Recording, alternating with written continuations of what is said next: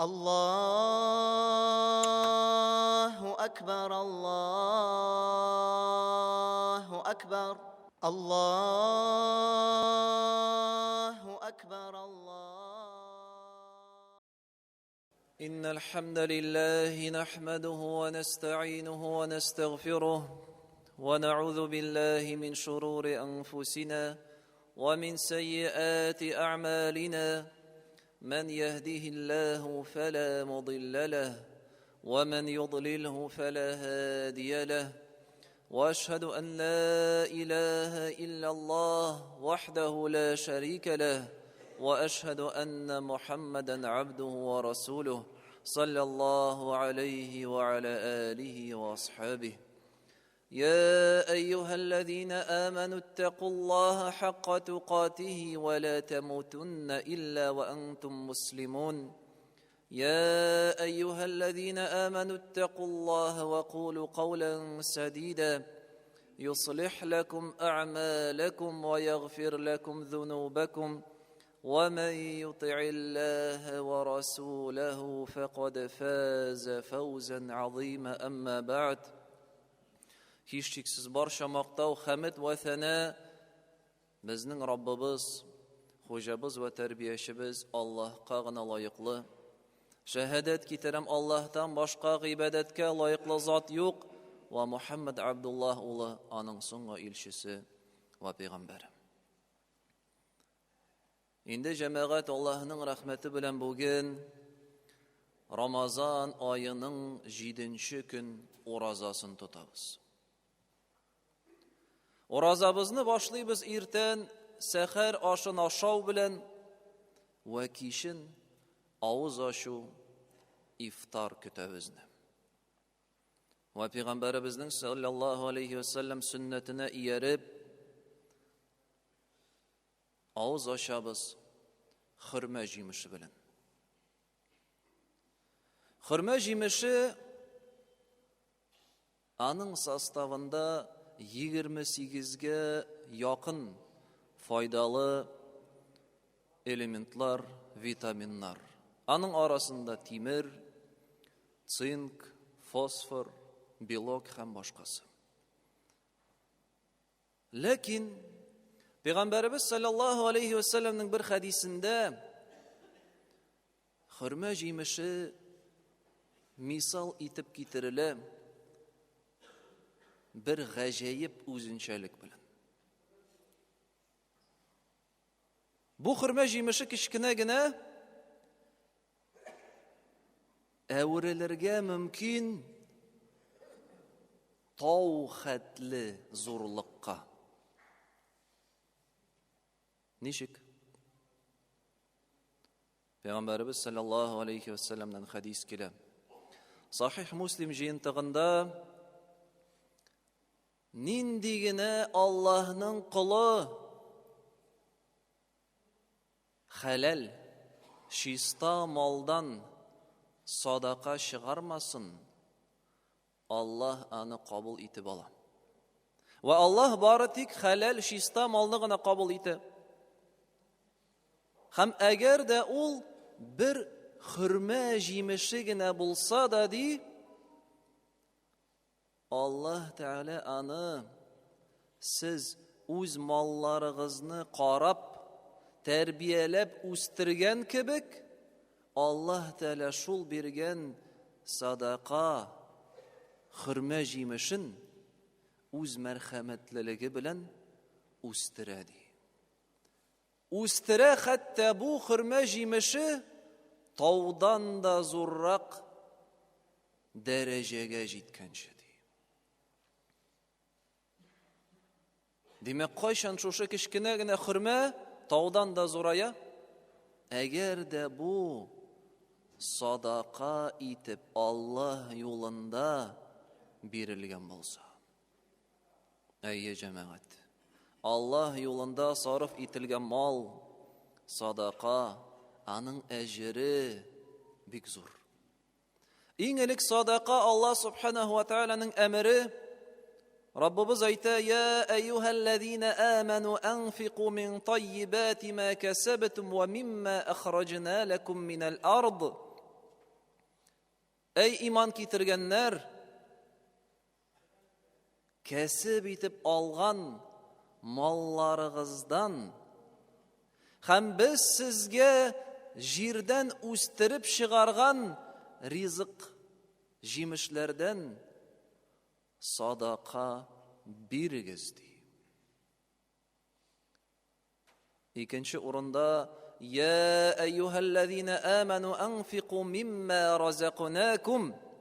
Эй иман китергәннәр, без сезгә биргән ризыктан малыгызны Аллаһ юлында сарыф итегез. Изге гамәлләргә кулланыгыз, садакаларыгызны чыгарыгыз. Садака бирү ул мөмин мөселманнарның сыйфаты. Аллаһ Раббыбыз субханаһу ва тааля мөминнәрне тасвирлап әйтә: "Ва ют'имуна ат-та'ама 'ала хуббиhi мискина ва ятима ва асира." Алар, хакыйкый иман китергән мөселманнар, үзләренең сөекле малларын, яраткан малларын мискиннәргә, фәкыйрләргә һәм әсирләргә ашаталар. Иннама нут'имукум ливаҗһиллаһ. Без сезне бары тик Аллаһ бездән риза булсын өчен генә ашатабыз шушы малларыбыз белән. Ла нуриду минкум җазаa'ан ва ла шукура. Без сездән бер нинди түләү дә көтмибез. Безгә сезнең рәхмәтегез дә кирәк түгел. Мөмин мөселман кеше аңлый, бу мал, бу мөлкәт аны Аллаһ Тәгалә безгә бирде. Ва ул малны ул сарыф итә Аллаһ кушкан изге юлларда Аллаһның мәгъфиратына, ризалыгына ирешим дип. Садака бирүчеләргә Аллаһ субханаһу ва тааля бу дөньяда күңел тынычлыгы вәгъдә итә. الذين ينفقون أموالهم بالليل والنهار سرا وعلانية فلهم أجرهم عند ربهم ولا خوف عليهم ولا هم يحزنون.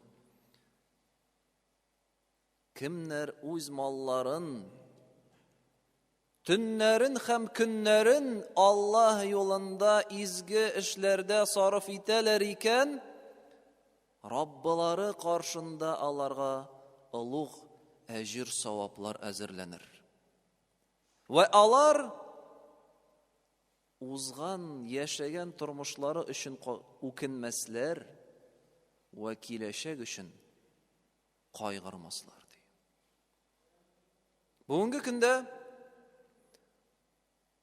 төрле хәбәрләрне кеше укый, төшенкелеккә бирелә, күңеле кайгыга бата, нәрсә көтә алда, нишләрбез, курка башлый. Аллаһ субханаһу ва тааля нәрсә ди? Малларыгызны сарыф итегез. Изге юлда садака бирегез. Кичәгесе өчен үкенмәссез, һәм киләчәге өчен куркуда булмаячаксыз ди Аллаһ субханаһу ва тааля. Ва садака бирүчеләргә Раббыбыз җәннәт бакчаларын вәгъдә итте. وَسَارِعُوا إِلَى مَغْفِرَةٍ مِّن رَّبِّكُمْ وَجَنَّةٍ عَرْضُهَا السَّمَاوَاتُ وَالْأَرْضُ عِدَّةٌ لِّلْمُتَّقِينَ. Ашыгыгыз җәннәткә, ашыгыгыз җәннәткә. Ул җәннәтнең киңлеге җир һәм күк арасы кебек. Әзерләнгән ул җәннәт Аллаһтан куркучы бәндәләргә. الذين ينفقون في السراء والضراء والكاظمين الغيظ والعافين عن الناس. Kimler үз малларын сарыф итәләр Аллаһ юлында җиңел вакытта, рәхәт вакытта, һәм шулай ук авыр вакытта, ризык кимегән чакта, акча кимегән чакта алар шулай ук сарыф итәләр Аллаһ юлында малларын. Ва алар үз ачуларын басалар ва кешеләрне гафу итәләр. Аллаһ Тәгалә изгелек кылучыларны ярата ди. Әл-Гимран сүрәсенең 133, 134 аятларында. Җәмәгать, садака ул кешенең бердән-бер мәңге калучы малы. Чөнки әгәр дә без кеше малын, байлыгын без аны 3 өлешкә бүлә алабыз. Берсе ул без куллана торган, ашыйбыз, эчәбез, кием алабыз. Бу мал нишли? Ашадык, ул бетте. Киемебез тузды, без аны ташладык, ул бетте. Бу дөньяда ук бетә. Икенчесе ул кеше җыя торган мал. Җыя, туплый, саклый. Ансы нәрсә эшли? Кеше үлә дә, ул малы бу дөньяда кала. Варисларына бүленә. Әмма ләкин үзе белән кеше кабергә шушы җыйган, туплаган малының бер тиенен дә алып керми. Димәк, икесе уже бетте. Берсе без кулланган мал бетте, икенчесе без җыйган мал, без үлүебез белән бу дөньяда кала, безгә бер файдасы килми аның. Ләкин өченче төр мал гына үлгәннән соң да biz аның файдасын күрәчәкбез. Нәрсә ул? Аллаһ юлында изге гамәлләргә, изге эшләргә кулланган мал, садака, закат, мискин фәкыйрьләргә күрсәткән ярдәмебез, менә шул гына үлгәннән соң да безнең белән булачак. Шул гына кала кешедә. Шуңа да Пәйгамбәрбез саллаллаһу алейхи ва саллям көннәрдән бер көнне корбан чала. Сарык чала да бүтән итен таратып бетерә. Калак сөяге генә калдыра. Калак сөяге. Алгы бутының өске өлеше, шушы өлешне генә өйгә алып кайта. Хатыны Айша әйтә: "Эй Аллаһның илчесе, шушы гына калдымы ни ди безгә?" Сылый сарыкның шушы өлеше генә калдымы? Пәйгамбәрбез саллаллаһу алейхи ва саллям нәрсә дип җавап бирә? Шушы өлешеннән башка бүтүнесе калды ди безгә. Шушы өлешеннән башка, ягъни менә бу өлешне без ашыйбыз да ул бетте, ә калган менә без тараткан садака, менә ул калачак мәңгелеккә ва ахирәткә. Шуңа да җәмәгать, кеше садака биргәндә, ул шуны истә тотарга тиеш. Ул аны ахирәткә дип сала. Ахирәткә дип ул тапшыра. Ул аны кешегә дә бирми, ул аны мәчет яшигенә файдасына да бирми. Юк, ул чыгарга менә бу биргән акча, ул аны күз алдына китерсен, ул турыдан туры ул аны ахирәткә сала. Кыямәт көнендә ул аны алачак. Һәм алачак шул ук күләмдә түгел, ә арттырылган, күбәйтелгән хәлдә.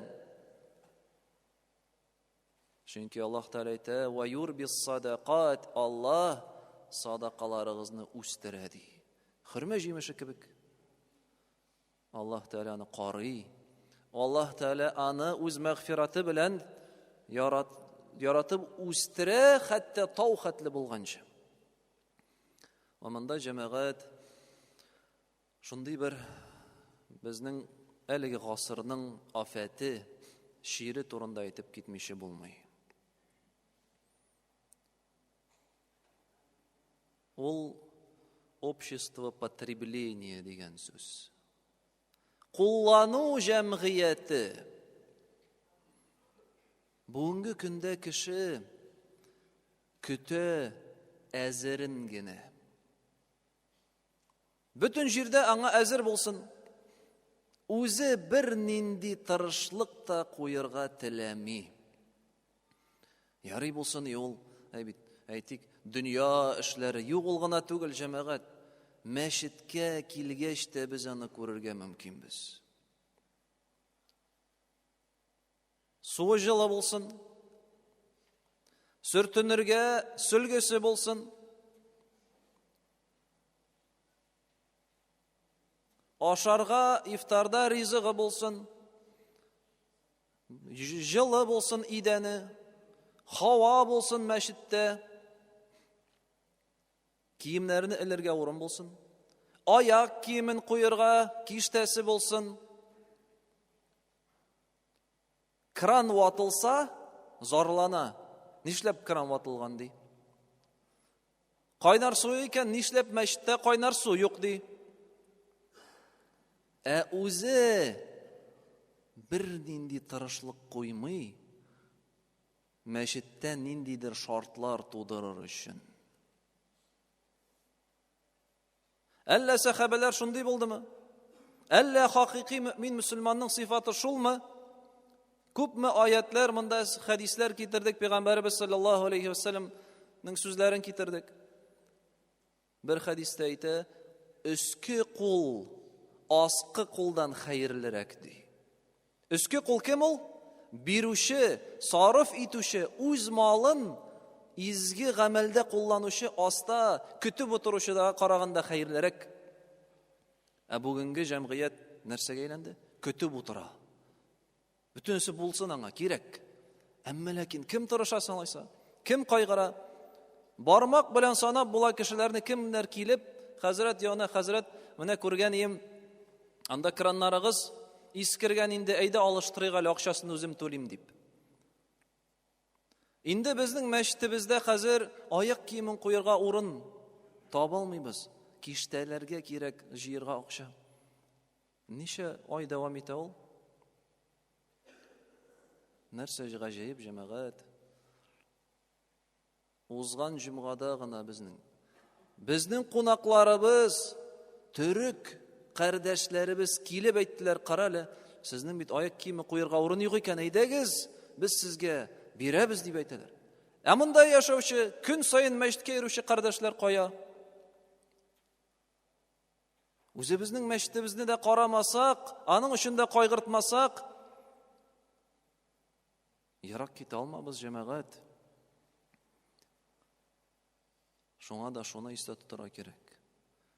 Бу дөньяда без кулланыр өчен килмәдек. Без кулланган әйбер ул буш булачак, аның бер нинди күрмәячәкбез без файдасын бирергә кирәк җәмәгать. Җиңел хәлме, авыр хәлме бирергә кирәк һәр вакыт. Шул вакытта сынала да кешенең иманы. Нәрсәне ул ныграк ярата? Бу дөньяны яратамы, яисә ахиратны, Аллаһ Тәгаләне ныграк яратамы? Кеше күңелендә яраткан, заводта эшләпме, кайдадыр эшләп, кәсеп итеп алганын, малын, акчасын чыгарып, изге юлга куя икән, менә ул күрсәтә аның Аллаһка карата булган мәхәббәтен җәмәгать. Ул күңелендә дөньяга булган мәхәббәтне чистарта, садака, закат. Шуңа да закат дип атала ул, чистарту, кешенең саранлыгын, кымсызлыгын һәм дөньяга мәхәббәтен күңелендә ул бетерә, садака ва закат. Рамазан айы бара, изге гамәлләр кылуга иң хәерле ай. Пәйгамбәрбез саллаллаһу алейхи ва саллям иң юмарт кеше булды. Һәм иң нык юмартлык күрсәткән вакыты Рамазан аенда булды. Шуңа без дә җәмәгать истә тотыйк.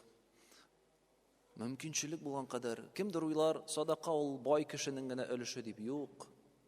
Бүген һәрберебезнең мөмкинчелек бар изгелектә катнашырга. Ул бит күп дигән сүз түгел. Күпме булдыра аласың, өлеш кертергә кирәк, тырышырга кирәк. Чөнки аннары җәмәгать соң булырга мөмкин.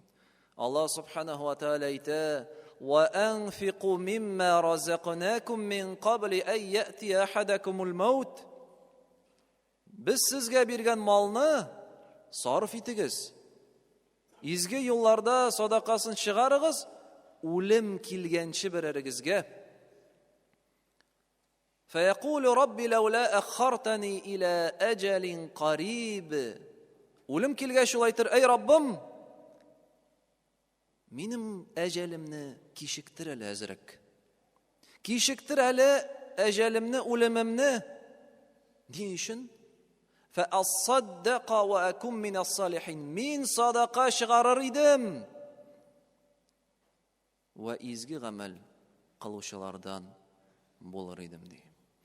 أقول قولي هذا وأستغفر الله العظيم الجليل لي ولكم ولسائر المسلمين فاستغفروه إنه هو الغفور الرحيم.